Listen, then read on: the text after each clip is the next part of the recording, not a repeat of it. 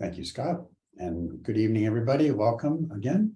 So nice to be here. I wanted to talk, as usual, the topics that kind of infiltrate into these webinars often start in my own life or the lives of people around me. And it seems a lot of people I know lately have been struggling with unwanted events. Sometimes you could even call them a crisis. But I wanted to talk about a little bit about some effective tools for kind of crisis management, or just when things in our lives get upsetting or come out of left field. What are some basic techniques that we can do to kind of just restabilize ourselves and kind of refocus and get back on track? And so I think that's kind of, I'm going to talk about some skills tonight. But before that, I want to talk about just this idea of managing a crisis and what a crisis is. Really, and by definition, very simple definition really is a crisis, which can be, by the way, all different kinds of things. It can be emotional, it can be medical, it can be financial, it can be interpersonal. It can be any number of one of things that can upset us. And the definition of a crisis is really when the situation exceeds temporarily our ability to cope with it. So we find our coping strategies and our ability to regulate ourselves simply stretched beyond our capacity. And at that point, most addicts will retreat into their addiction or certainly get strong cues toward moving into those, because the basic function of an addiction is to numb all those unwanted feelings anyway. So we see this, I'd say, like swamping of people's abilities is very common in early recovery, because and by the definition taken of recovery itself, we take away people's coping strategies. And so we're learning new ones, but they're not quite fully manifest in the beginning. And so when life's crises come along, people can really get easily upset. So that ability, I think just that nature of a crisis comes along, but it just temporarily overwhelms our circuits, basically, and has trouble with us stabilizing, coming back on track. So that requires some very special things. And I think one of the things that we often do when those things are happening is kind of like, well, why? What's going on here? And sometimes those are obvious, sometimes they're not. But that's really not the most important question to ask in a crisis. The most important thing to do in a crisis is not a question, it's an action, and that's to calm the crisis itself. By definition, when the therapist does crisis management, they're not delving into past trauma. They're not looking at family of origin issues. They're not looking at, history, what happened to you over the course of your life. If you're in crisis, that is very much a present tense here and now situation. And so a lot of the interventions, if not all the interventions for crisis management, require us to stay right here in the here and now. It's not about figuring out why is this going on, or even laying the groundwork for future prevention of this happening. And that's important to do. But right here in the moment, we have to stabilize and get ourselves back on track. And so that's a really critical thing. And not only stabilize, but prevent further downward spiraling, because the situation, as bad as it may seem now, in my experience as a therapist, it can always get worse. And so we really have to stop it from kind of de-escalating into a worse kind of thing. So crisis intervention really is a set of methods that deal with offering immediate short-term relief and stabilization for the situation. So what does it do with all these things we're going to talk about is to reduce the intensity of the emotional, physical, behavioral reaction to a crisis. And remember, a crisis is highly subjective. So an event can happen and someone might just take it in stride. The very same event could happen actually to the very same person. And on a particular day, and I'll use an example for myself. If I'm having a stressful day, my bandwidth for coping with stuff gets smaller. And so something I might take in stride on one day when I'm feeling great is going to really get under my skin on another day, because I just can't, there's just too much else going on.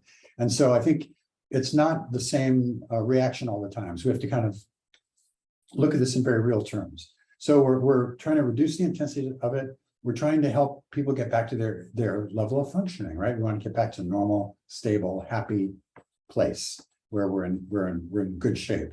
And then once things calm down, as I mentioned earlier, we do want to try to help people stabilize and learn techniques to manage things more effectively in the future. Okay, now that I've kind of recovered from this particular crisis today, what can I learn? What can I do? What practices can I put in place to kind of keep this from happening again, or at least to mitigate the intensity of it or the adverse effects of it? So that's really important. So there's an element of problem solving that goes in. But again, the problem solving piece, while it's important, the controlling the situation, the crisis itself, is really what's critical in that first piece. So I want to cover basically 3 skills that I've talked about a lot here, but I think it's a great situation. They're things that I employ probably on a daily basis anyway myself. But let me start with the first one. And these are the ones that always kind of scare people because I think we mystify them too much, but that's mindfulness and meditation. And I'm going to really focus on mindfulness because meditation does get into can get into complicated techniques and sort of things like that. Mindfulness, I think, is almost an essential skill. I personally think mindfulness is like the state where the human brain really likes to be. I think it's a natural state that we will kind of fall into like a groove if we allow ourselves, but there's so many distractions and feelings and other stuff pushing and pulling us that it's very hard to just fall into it. So we have to try a little bit. And what my definition of mindfulness is very simple. It means being right here in the here and now, here in the present tense, and just noticing what's going on. Noticing what's going on around me, noticing what's going on inside me. So I may notice the temperature, the birds, the sun, the sounds, all these things happening outside, but I'm also aware of what's going on. My stomach is growling, maybe I'm hungry, or I'm tired, I'm cranky, or I'm happy, or I'm feeling light, or my feet are hurting, or whatever. And the other essential element for mindfulness is that we don't judge it. And this is one thing I think addicts and partners, in my experience, particularly do, is that we almost immediately throw an interpretation onto something we observe. So we judge it. No, that's good. That's bad. Oh, that's terrible. Oh, we can't do that again. Why are you doing that? We suddenly are judging it all the time. And every time we do that, it disconnects us from the situation. We get back up into analytical mode up here. And our head is not necessarily our friend when we're trying to deal with a crisis. So mindfulness is all about noticing without judgment. And what that does, it kind of quiets all the chatter, if you can do it, and it allows us to start noticing patterns and putting it together in a very effective way.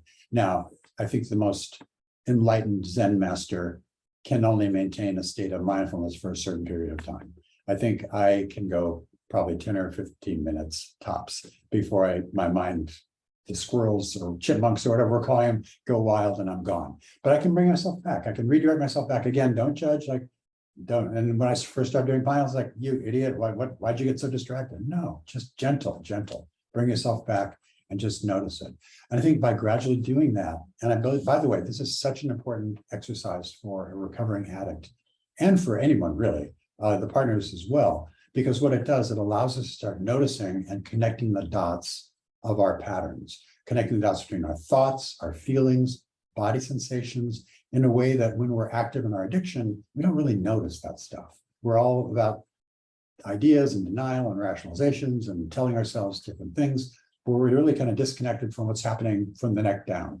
And mindfulness, just being aware and noticing, really starts to help. And where it really pays off, this is the big bucks payoff for an addict, is that you really start to become aware of when you're slipping toward relapse or a slip, when your attitudes are starting to get a little bit off, when you're starting to, your stinking thinking, as they say in AA, is starting to really rear its head again, right? And so we're starting to have bad judgments, my negative core beliefs that I might have fought really hard to get rid of, like I'm a unworthy person, or undeserving, or if you really knew me, you wouldn't love me, or whatever that stuff is, those may come back.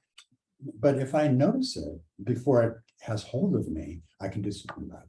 So mindfulness is a really important tool. And in a crisis, if we have practiced it, can help us really maintain clarity of what's going on around us and kind of help us literally keep our minds in the middle of a crisis. So mindfulness is something that takes practice.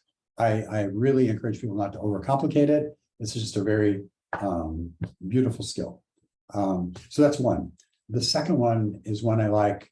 I was just talking to our clients today. I did a lecture on healthy sexuality, and we're talking about intimacy. And there's a lot of research for sex and healthy sexual interaction, healthy intimacy that goes to the importance of our senses.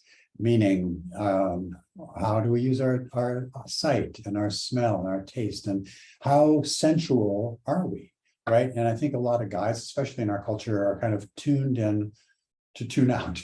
We don't pay attention to that stuff. I think women do a much better job with that.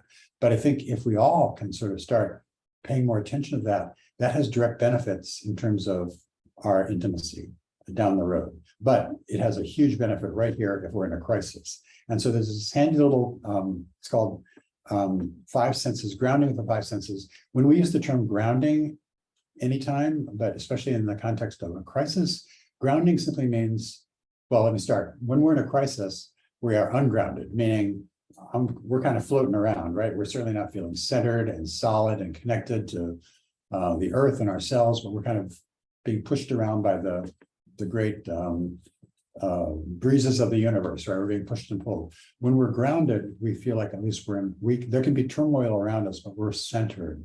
And this exercise helps us do that. And so it's very simple. It's just go to 5, 4, 3, 2, 1, just down the row. So it starts out 5 things you can see. So just notice about what can you see? I can see the sky, I can see cloud, I can see a lamp, just whatever it is. It's making you focus on what's right around you. This is very similar to mindfulness, by the way. It's focusing on what I can see. The four things I can touch. So again, using the sense of touch for 4. 3 things I can hear. What am I, if I listen, if I stop and listen. And each of these with practice really starts to tune in that particular sense itself. And in so doing, it's sending a signal to our body to relax, get its bearings, get grounded. And it can really go a long way toward soothing that sense of chaos and crisis when we're in a sense of crisis. So to review, 5 things you can see, 4 things you can touch, 3 things you can hear, 2 things you can smell or like to smell, flowers, fresh cut grass, sea breeze, whatever that might be. And then 1 thing you can taste. And that can be by memory also, strong taste of a favorite candy or a sauce or whatever that might be. So this does a couple of things. If we kind of dig into if we peel away the curtain of that one, it distracts us, right? If we're thinking about 5 things I can touch, I'm not focused on panicking about whatever my crisis is at that moment. So it's kind of a distraction, but it also is very subtly re-grounding us back down into our bodies and our thoughts and calming us. So it's a really powerful technique. And then the third one I really like to talk about is any kind of breathing exercise. The one I use a lot, that's just because it's so easy and intuitive, is 4-7-8 breathing. And that's very simple. If you just picture a metronome counting off beats, you inhale for a count of 4, you hold for a count of 7, and you exhale for a count of 8. So inhale for 4, hold for 7, exhale for 8. And if you repeat those cycles, just even as few as 4 times, it'll calm your heart rate, it'll calm your physiology down, and also just kind of give you the sense of wellness. And so these are simple things you can do. You can do them in your mind. You can do them sitting at a conference table. Nobody even knows you're doing it, but you're running through and you're grounding yourself in the middle of whatever you're going through.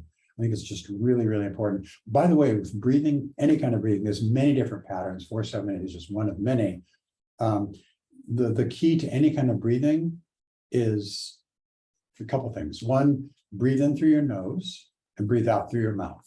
And that's called circular breathing. And it signals the body to drop into relaxation. The other thing that signals the body to drop into relaxation is when the exhale is longer than the inhale. And don't ask me to explain why, it's just a physiological fact. If we exhale for a longer period of time, the body gets a relaxation signal and it'll start to calm down. So these are just 3 quick and easy, quick and dirty skills. If you're feeling in crisis, I think everybody probably is having a higher level of crisis these days. And we can certainly all use these skills to calm down, but it's totally within our capability to be able to self-regulate, even in the most adverse of circumstances. It just takes practice and knowledge. So I think I'll stop there. Thanks, Scott. Thank you, David. And I'll just add one that we talk about all the time. Managing a crisis is reach out to someone. Thank you. You know, the tools David gave you today are tools you can kind of do on your own. If you've got somebody you can reach out to, by all means do so. That's, I find, the best way to regulate myself in crisis. So we don't want to leave that one off, but the tools that David went over, I will just tell you that I personally use all three of those. I use them a lot and they work. So go for it. I did not have those in my skill set before I started working with David on a regular basis. And he taught me about these and I use them and they work. So I urge you to try them. I have a couple of questions. First of all, I love the definition. Crisis is a situation that exceeds our ability to cope. And I love that you mentioned that it is subjective, even within the same person, it can be subjective. In sobriety, as we develop healthier cope, we take away one coping mechanism, which is our go-to. I'm speaking for the addicts here. So everything feels like a crisis usually in early recovery, but then as we develop better coping mechanisms, like some of the things David just talked about, our crises become fewer and further between. Do you have any thoughts about that, David? Or, I mean, is that correct? Do we see that? I mean, yeah, I think it's absolutely correct. And it's even kind of codified in language, like even in the promises, right? Where we sort of will know how to react to situations that were intuitively that we didn't know how to do before. And I think these skills kind of become almost hardwired into us to a certain extent. And so I think, and it comes by actively going through situations, some of which are crises, some of which are not, but kind of managing our lives in a very active, hands-on manner in recovery. And by having that experience and finding that we have some agency in certain situations, we have power to do this or not, and we can choose, we have choice. We sort of learn that we have some control over what's happening in our lives. And so I think that gradually does happen. It's very important. And I think there's a wisdom that comes. You know, I think as addicts, one of the things we talk about in seeking integrity as a basic definition of addiction is just one of avoidance, right? We just sort of, at least in my life as an addict, I avoided everything I could. And so I didn't have much practice dealing with stuff or managing problems or certainly finding solutions. I usually just, when things got so bad, I would just kind of abandon the situation and move on to something else.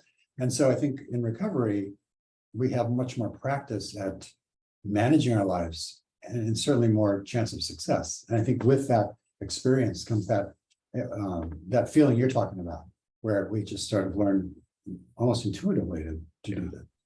But it does take time. And, you know, in early recovery, particularly with sex addiction, it's not just the addict who we feel like we're in crisis because our coping mechanism has gone away. So everything exceeds our ability to cope because we only have the one, and now we can't engage in it.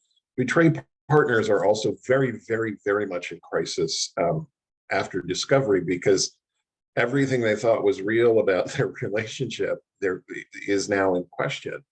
And I think this is why therapists, CSATs, couples therapists, addiction therapists in general always suggest no major changes in the first 6 months or no major changes in the first year, because we are in crisis and we're not going to make our best decisions when we're in crisis. Am I reading that correctly?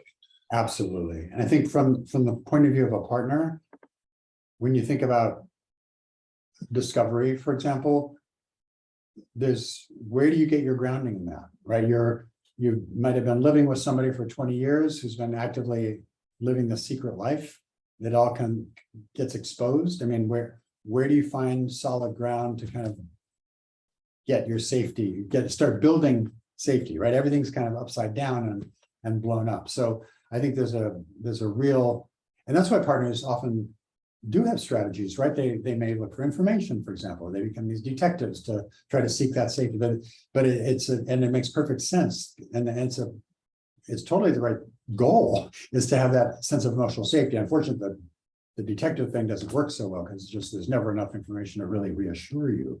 But I think absolutely, and So as we're in recovery, whether you're a partner or an addict, I'd say it takes at least a year before we start to get a sense of who we are and our edges and how we are in the world and kind of where the hotspots are and where we need to go and get some new skills going on. And I always say, and again, there's a lot of this wisdom about like saying decisions or relationships in the first year, all that stuff that we hear about in 12-step programs so much is really based on a lot of experience. And I know just from working with clients for a long time and I always encourage them to hold off any major decision because the choice they make today is probably not going to be the same choice they would make in 6 months. And that would be different than 6 months from that. So people in early recovery are works in progress and in motion. And I think to lock into something or throw everything out or, throw over the cart too soon is a real mistake. I think it's something really important to try to work on that grounding and finding a sense of place and solid footing as you move forward in recovery. Yeah. And I have one last question, then we'll get to the Q&A, I promise. Is there a difference between being in crisis and catastrophizing? And the reason I ask is it seems that some people sort of like to be in crisis. They get something out of it somehow. Is there a difference? And what do you do? I mean, when you're in crisis, you calm yourself, you get some help. People who catastrophize seem to not want the help. I mean, and what can you do for that? That's a great question, Scott. Right. So to start with what I'll say is an authentic crisis, the kind of what we've been talking about so far, where it's some situation of some kind, medical, psychological, financial, whatever, that exceeds our capacity to deal with it. That's some external forces have conspired to create the situation that we have to deal with. That's a crisis. When we talk about catastrophizing, that belongs to a whole group of things psychologists call cognitive distortions, which are like denial, rationalization, and so on. But catastrophizing is actually taking something and making it much worse than it actually is. And it kind of looks like a crisis on the outside, but there's other stuff going on. We know that sex and porn and chemsex addicts are really intensity addicts, right? And there's a lot of drama that goes with that. And we know that our clients can be drawn toward drama. And we know that, and for one reason is that a lot of intensity addictions like sex, porn, and amphetamines, boredom or downtime is really a relapse figure. People don't like to be quiet and down. And so if things get too, even I've seen this in recovery, a couple of months in recovery, if things get going too well, too calm, people sort of do something stupid and kind of shake it up a little bit, right? Because they're not used to living in calm, serene places. So I think it's an inside job, the catastrophizing, but I think it's a need for the adrenaline and the intensity and some of the stuff that kind of mimics the addiction. It's a very different process. It sort of looks the same on the outside, but when we catastrophize, it's very definitely starting from the inside, and it's a need for adrenaline, dopamine, and that kind of crisis mode, as opposed to something very real happening that you're trying to struggle with and come to terms with. Oops, you're muted. All right, let's jump into the Q&A. So you can type your questions into the Q&A feature, and we will answer as many as we can. My sex addict, porn addict spouse seems to have a pattern of behavior where things will be fine for a few weeks, but then he becomes distant and starts to accuse me of cheating. When this happens, clearly I become furious. When I confront him about it, he starts name calling me, telling me he doesn't have to deal with it, doesn't have to deal with my anger, and leaves to go back to live at our house that we shared until I moved out. When he does this, I notice on his phone log, he gets all kinds of texts, pics, videos from random numbers. My gut tells me he is setting this scenario up to justify him acting out. Your thoughts? And then continues, when he is staying at my home, these calls don't show up on his phone, none of them. So there's a whole lot in there. I'll just let you parse it. Okay. Right. So when I see these kind of clues about behavior, there's a lot of red flags here, right? the name calling, the resistance, the complaining, these kind of reaching out, mysterious calls, all this is certainly not, I guess, integrity, living in integrity, but it sounds like just more defensive behaviors as opposed to really kind of working on a program in a sincere way. And I'm making that up because I don't know all the other details here, but when I see these kind of symptoms, I'll put them that way, I can understand how you would become furious with that. And we were talking about catastrophizing as a cognitive distortion. Another one is projection, and projection is happening here, right? So if I'm doing something and feel uncomfortable about it, instead of owning up to it me, I'm going to accuse you of doing it, right? And so that's another kind of bad sign that to me that there's work to be done here, and that I think you're not maybe getting a full transparency. When I see a couple in this kind of dynamic, you don't, I think, mention if he's in therapy or seeing a CSAT.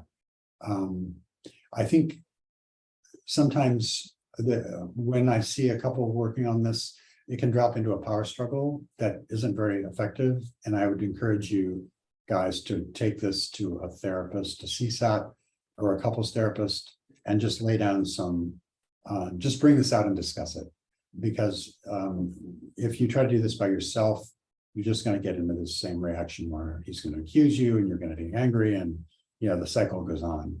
And by the way, the more that cycle goes on, the greater there is a chance that he's going to be reaching out and seeking to numb his feelings or whatever. So it's an unfortunate situation. I can see how maddening that would be for you. I totally get that.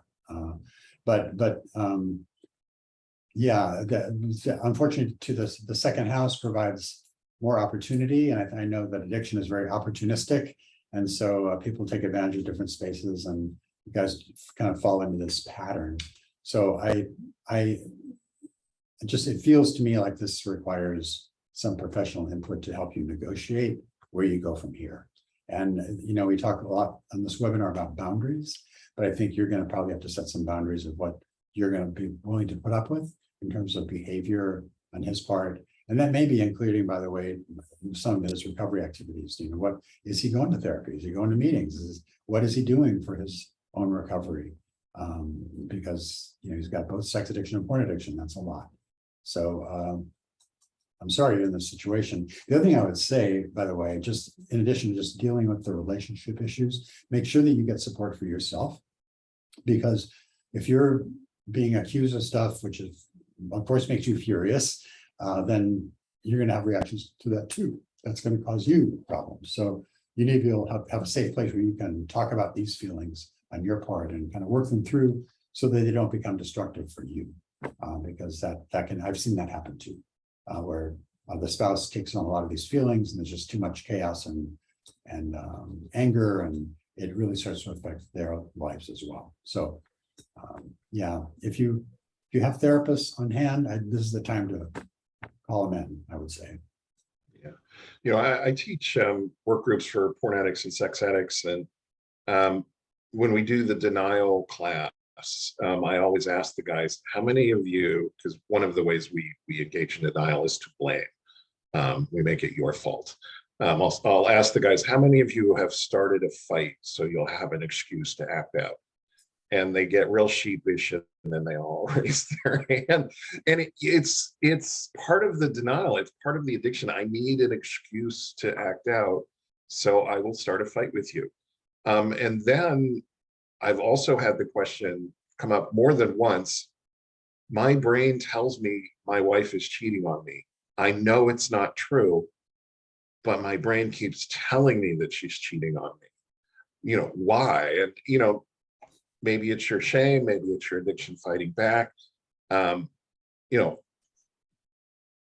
Maybe it's, if I cheated on her, she cheated on you. It's shame because I cheated on her and I'm an unworthy person anyway. She must be cheating on me. How could she not? Knowing how awful I am. There could be 100 different reasons, but this sounds much more like blame than somebody's brain just playing tricks on them, which I think does happen.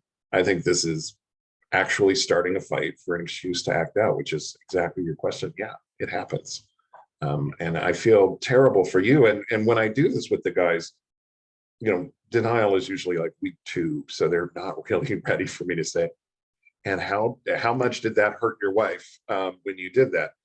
Later on, we get into that stuff, and it takes a while. David, does it take a while for the guys to really be able to empathize? Like, that was a horrible thing that I did to my wife when I accused her of cheating, even though I knew it wasn't true. I mean, it just takes them a while to get around to the empathy with that. It takes around to get time to get to empathy in any case. One of the really unfortunate side effects of addiction, but especially sex and porn addiction, is that it really cuts people off from that part of the brain, that empathy circuitry we talk about, that allows us to really feel what somebody else is feeling. And so it's very often the case that we'll have guys come in, intellectually they can say how they've hurt their wives, but it's intellectual. They're not feeling it. That's one of the reasons we ask partners to write a treatment letter describing what their addict's behavior has done to them, right? How it made them feel. And usually that is the first crack in that armor where people start to not only understand intellectually, but feel the pain that they've caused. But that's just the beginning. So if we have guys 2, 3, 4 weeks, they're just getting that. So that ability to recapture empathy, or in some cases, and not rarely so, maybe learn empathy for the first time. If you've had a significant trauma past, you may not know how to have compassion and empathy because that was never safe to do that. So, my point is that it takes months to really get into that. And so that's a long process, and that's extremely frustrating for everybody, the partners especially, because they want that. And the guys do, in my experience, really sincerely try. But sometimes it often is fumbled because it's awkward and they're not doing it well. But we work on that a lot. And and by the way, this goes with intimacy, it goes with empathy, compassion. That certainly happens in primary marital relationships, but it also happens among good friends, right? And so we can practice compassion and empathy building in our group with all the guys at Seeking Integrity, right? We can practice hearing somebody, feeling their pain, understanding what they're going through, and we do that every day. And all of those are daily practice at building these skills, but these are basically new skills for people. And so it does take time. That's one area we have to be patient, and that's extremely frustrating for everybody. Yeah. Thank you. This next one, this is a really painful question, another really painful question. My porn addict, sex addict husband has been out of the house for 9 months. We've had a lot of trickle truth and retractions over the month.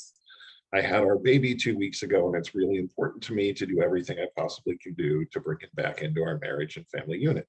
However, he's told me he has hated me for a long time. He made the choice to not love me, and then I also got everything I deserved. When there's so much resentment in the addict, is there any way to break through it so the relationship can heal? And if you have seen this kind of resentment in a porn addict, sex addict, how long can it take to heal? I'm so sorry you're going through that. David, do you have thoughts? Well, I echo your sentiment, and a new baby to boot. I think when we see this kind of, I would say, irrational anger, there's a lot of issues going on there. I'm not sure exactly what. We can't know all from this paragraph, but I in my experience, when those kind of statements are made, it has very little to do with you and a whole lot to do with him. And I would just want you to really understand that and embrace that message, that this is not about you and anything you've done. And that's really, really important for you to know, because this is whatever's going on with him. Anger and resentments and rage are usually, or almost always, a secondary feeling covering up something else. So I'm sure down deep, he may be experiencing hurt or fear or some other kind of loneliness, abandonment, maybe totally unrelated to you, probably is. But these are issues he's got to work through. And I guess my concern for you and your new baby is just this very toxic environment for all of you. And I don't know, again, what support you have, what therapy you have, but I think I would really talk over with your own therapist or CSAT what you can do, including a boundary and space. I think it's just not healthy if he's in such a, and I would call this a toxic state, kind of spewing anger at you and a newborn. I think this is a time for a really firm boundary and some kind of timeout and some space.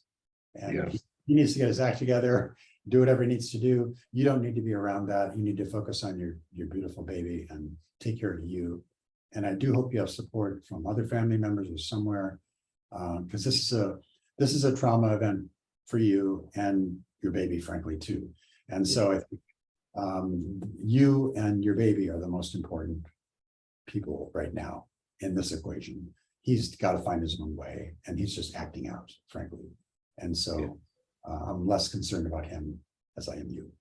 Yeah, safety first. And if I've seen guys like this, and I'm sure David has too, who do eventually change their behavior, but there's nothing you can do or not do that's going to get him to change his behavior. It's on him. He either will or he won't. And unfortunately, a lot of times guys like this won't. So safety first. David's absolutely right. Firm boundaries, safety first. What it's probably going to take for him to make a change is to admit responsibility or admit some kind of ownership of whatever's going on. Because when we see people raging and projecting anger outward, it's about not taking responsibility for whatever they're feeling, right? And so he's got a lot of deep work to do. And right now, I'd really encourage you to set firm boundaries and protect yourself as best you can. This is a follow-up to our first question. Why does the addict need the validation of my integrity and faithfulness when he's not willing to be faithful? I can't bring anything up. He refuses to communicate. He says he's told me he's not doing anything and never will again. So why do I get accused? He states he's concerned I'll cheat now. Accusations are different than concerns. I think we covered most of this, but do you have any more thoughts, David? Yeah, I think these are kind of an addict acting out, frankly. Yeah. Same stuff. And I think to try to find too much logic in it, you can drive yourself crazy trying to figure out why it's this or that. I think he's just projecting and acting out and not taking responsibility for his own behavior, frankly. Yeah. This next one's a great question, given our topic today. But it's asked, how do you deal with an important decision that needs to be made in the initial 6 months to a year? And then the addition is, what if that decision has nothing to do with addiction or healing? There are some things, right? Life does come along. Right. I think in those situations, you do the best you can. I think you get consultation, you work with your therapist, you work with your sponsors, you work with family and friends, trusted advisors, because you're right. Sometimes life doesn't wait. Situations happen. We have to do things or make decisions that are, potentially irreversible or whatever. And I think we just have to do the best we can. And I think for most people that involves really a lot of consultation. I think a lot of addicts, and especially guys, it's the classic stereotype of like not asking for directions when they're lost. I think people kind of want to just jump ahead and do stuff. And that is just, we really need to do the exact opposite of that in these situations, especially where you're talking about where we don't have the luxury of waiting. You need to really do a lot of thorough consultation and get help and input, because even years into recovery, if I have a major decision, I'm going to still get consultation from people, because I know I don't have the wisdom to see every angle of a situation. I just need that input. That's security and help and just a good practice. So these situations do occur, but I would just get as much input as you can to do it. Yeah. How do you overcome boredom without the dopamine levels you've become used to? This is clearly from an addict. Right. Yeah. So I mentioned earlier this need for intensity and drama we were speaking of, and how boredom and downtime is a real relapse risk for an intensive addict, because the normal state of affairs is one where the whole system is kind of jacked up with dopamine and adrenaline, by the way. It's these intensity addictions, sex addiction, porn addiction, chemsex, basically put your body into fight or flight mode. And so you're getting off on the rush of adrenaline and dopamine, and your body gets used to that and craves it after a while. And so when we stop those behaviors, it's a big shift. And when we're quiet, what happens? We start to feel stuff. We start to those worrying thoughts that we've been distracted enough we didn't have to worry about start to creep in. And that's when we have the urge to like distract ourselves again. So that's the dynamic that's going on here. That's the dopamine rush that's going on here. And so in recovery, that downtime, the boredom can be a real relapse risk.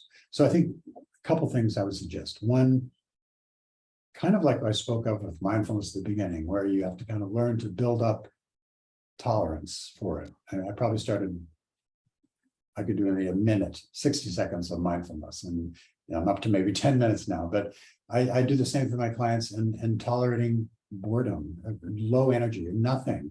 Can you sit and just be quiet in a chair, and just be mindful for 10 minutes or for 5 minutes and just practice. And it's an exercise, it's a skill. We think when we get an impulse to like move or jump or do something that we have to respond, we don't. We can override that. It's our brain being jittery. We can override that urge to like move and just say, breathe. That's a great time to do that 4-7-8 breathing and just learn to tolerate it. Now, do we want recovery to be, boring? No, of course not. But recovery can't be all activity, all action all the time. So we need to have a nice, healthy balance. But I think it just takes practice of learning to tolerate the downtime and what comes with it, which is those feelings that we may not be wanting to experience. Maybe there's a worry about something or fear or, I don't know, whatever keeps you up at night when you can't sleep, right? That stuff kind of bubbles up when you're not distracting yourself with busyness. And that's really important because that stuff needs to bubble up and be processed. We can't just ignore it forever. And that's that's part of the wreckage, I think, of addiction, is that all that stuff just never gets dealt with, sometimes for years. And so we get into recovery and there it is, waiting to be processed, So just taking those a day at a time and just learning, and it just takes practice. Yeah. I'm gonna tack onto this from a different perspective. I'm assuming this question is from an addict, and it could be a sex or a porn addict. If you do not have a circle plan, you need to get one. You can look that up on our websites. You can read Dr. Rob's books. You can take one of our work groups. You can come to treatment. You can see a CSAT. You can go to 12-step meetings. Everybody will tell you to get a circle plan. The inner circle in a circle plan is the red light behaviors, the things we cannot do. The middle circle is yellow light behaviors, the slippery stuff. The outer circle is what I call green light behaviors. These are things we can do instead of our addiction. I can speak for myself. My world was very, very small by the time I came into recovery. So if I wasn't in my addiction, my only other activity was to sit there on the chair and tolerate it, which I could do for 5 minutes or maybe 15 minutes. I needed to have some other activities. That's why we have the green outer circle. It gives you some other activities. So I encourage you to develop some hobbies, make some friends.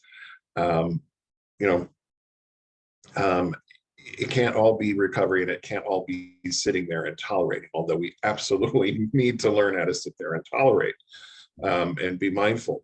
But we also need to join the softball team or something, to give us some other fun things to do, preferably with other people, so that we laugh and smile and joke and get our dopamine in a different way. And probably not the same level of dopamine, but we still get some good dopamine and healthier dopamine because it comes with other neurochemicals. Addiction's a one-trick pony. We get dopamine and adrenaline and not much else. There's a lot of other neurochemicals that give us pleasure. And I would just to underscore what you just said, Scott, it's so important.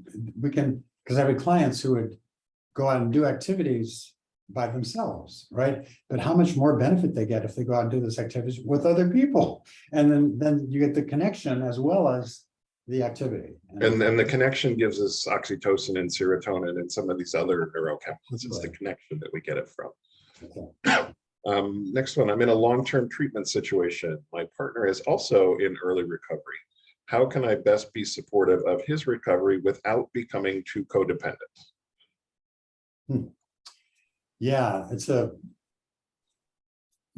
hard situation because you obviously care for each other, you want to be supportive of each other, but you can also trip each other up sometimes. I think one of the things about addiction and relationships with both people are using, like in a chemsex situation, it can get pretty messy, boundaries can get pretty messy.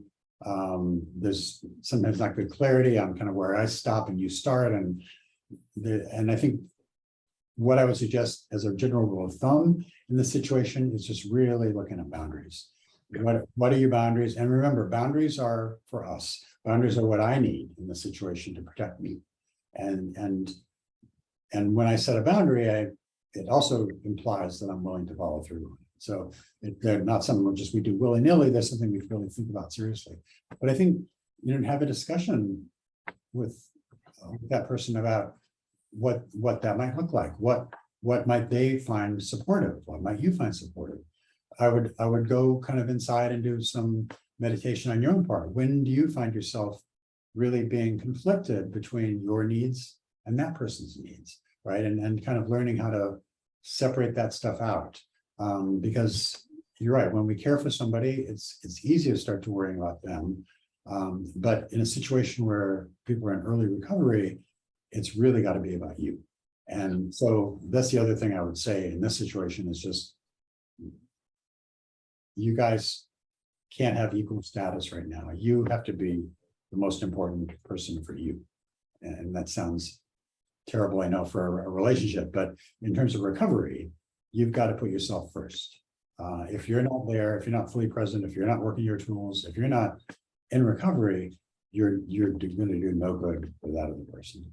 And hopefully that other person has the same attitude. But and the tools that we use to facilitate all that are good boundaries and communication, of course.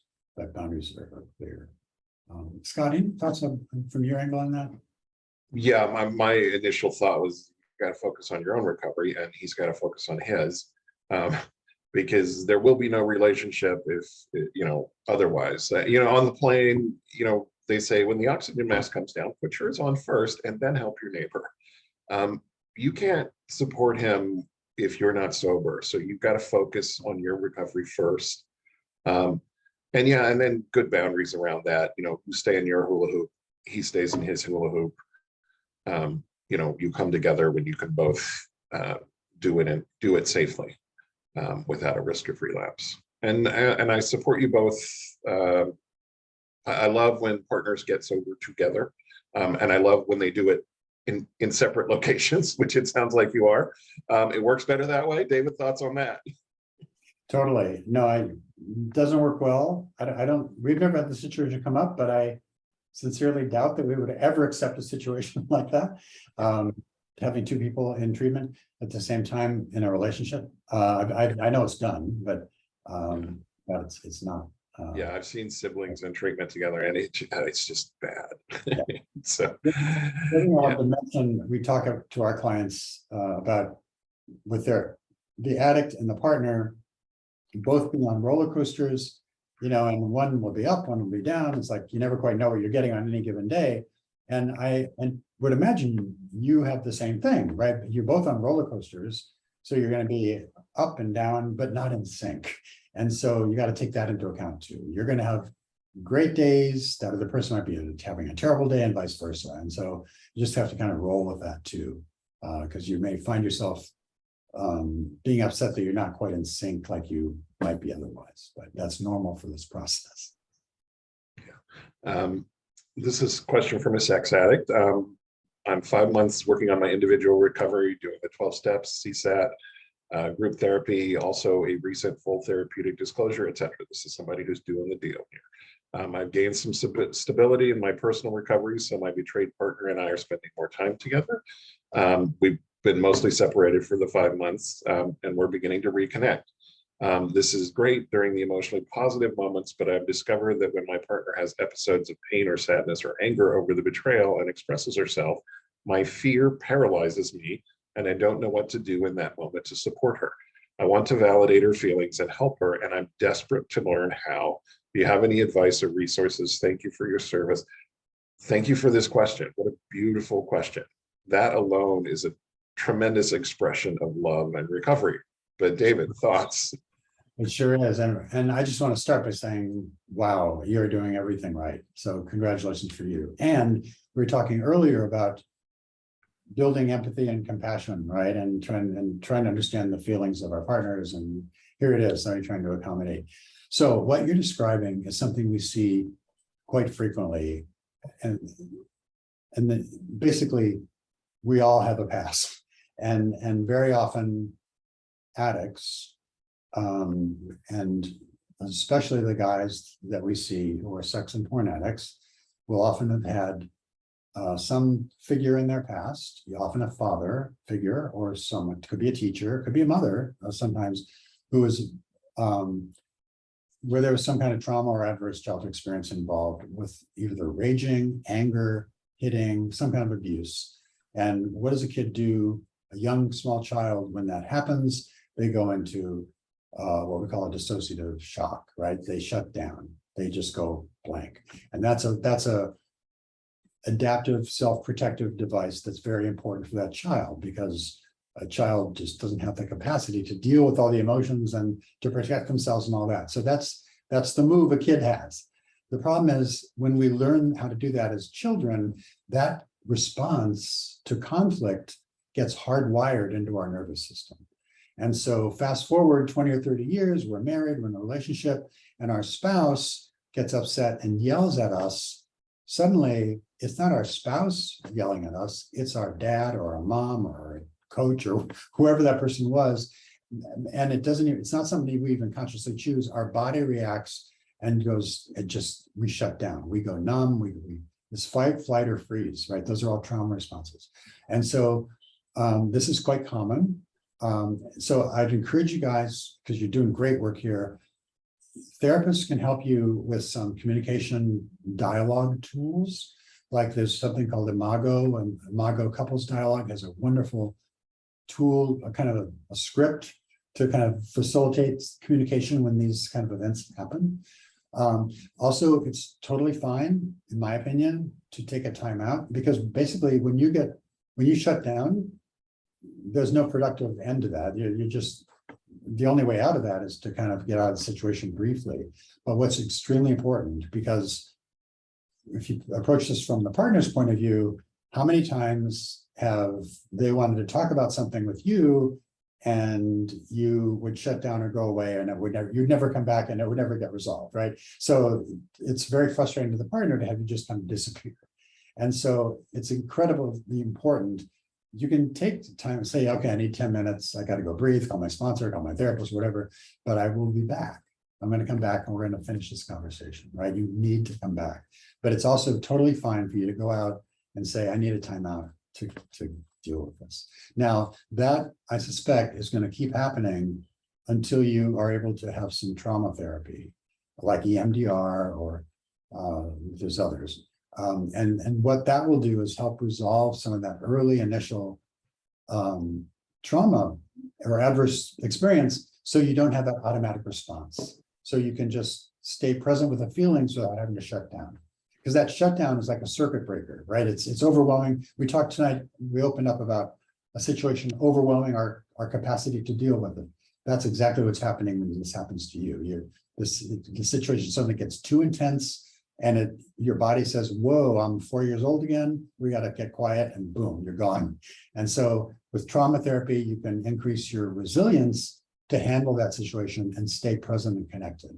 And that's where the healing will happen. But I have all kinds of hope for you, because you guys are doing amazing work. Yeah. And maybe I'll just let the cat out of the bag. David is in the mid-process creating an intimacy work group. It'll be a 6-week online intimacy work group. So we'll keep you posted on that, because we'll talk about a lot of this stuff in that group. So keep an eye out for that. And this next question is from someone different, but it's basically the same question. I'm going to read it because I think it's important. As a man and betraying partner, I've found that I've always been able to care for my wife when she is physically ill or debilitated, and I can do that with great compassion and empathy. However, seeing her emotional and mental injuries from my actions, sex addiction, has not been easy for me. And I struggle to treat her with the same compassion and empathy. However, I understand how much she needs this. I wonder how many of us betraying partners can identify with this. Clearly, you're not alone, because we just had a question. I see this with guys all the time. I want to be there for her. I don't know how to do it. And David, maybe we need to pick one of our future webinars and talk about empathy, particularly how the betraying partner can learn empathy and display it, and even before the empathy is there, what the betraying partner can do. Learning to say things like, I know you're in pain right now. I know I caused it. I want to be here for you, but it's very uncomfortable and I don't know what to do, which is an okay response, actually. Totally. And you nailed the distinction here, Scott. If I can feel empathy for my wife when she's sick, that's easy because I have nothing to do with that. But Right. if she's in emotional pain because of what I've done, that suddenly is really hard for them. Then I have all kinds of defenses on walls, and so how to deal with that is really, really important. But again, that's to be able to sit in that discomfort and live with the feeling and move through it. And the beauty of it, as we move through recovery, we start to learn we don't have to stay stuck in those feelings. We can practice, there's skills, tools, and we can move through them and get past it and improve our relationships. We don't have to get stuck in that. So there's ways out of that, but I think, and I think we're out of time, but that's a great idea. We're going to do something on this. But I think what I would say, the key takeaway for learning compassion and empathy is act as if. A lot of times it starts out with going through the motions, which sounds kind of weird, I know, but because sometimes people just don't have the skills and the words just don't flow. And so a lot of times, and there's a DBT, dialectical behavioral therapy, does some amazing exercises, kind of teaching the skills. And then once the skills are in place, they kind of connect to the heart. And so it's a kind of a cool process, but you're not alone. And we'll do more resources for you in that topic. Yeah. There's a couple questions left. I am copying these and I keep them in a document, and one of these in particular is an excellent question and we need to answer it, but we do not have nearly enough time to address it. So I promise we'll do these first next week, and then we'll take other questions. So please come back if we didn't get to your question, because we will answer it. David, thank you for a great topic. Thank you, everyone. Great questions today. Phenomenal questions. Anything you want to say to take us out, David? Just everybody use those skills, keep breathing, use those senses. Don't need to live in crisis. All right. Thank you, everybody. Have a great evening, and we'll see you next week. Thanks, Scott. Good night.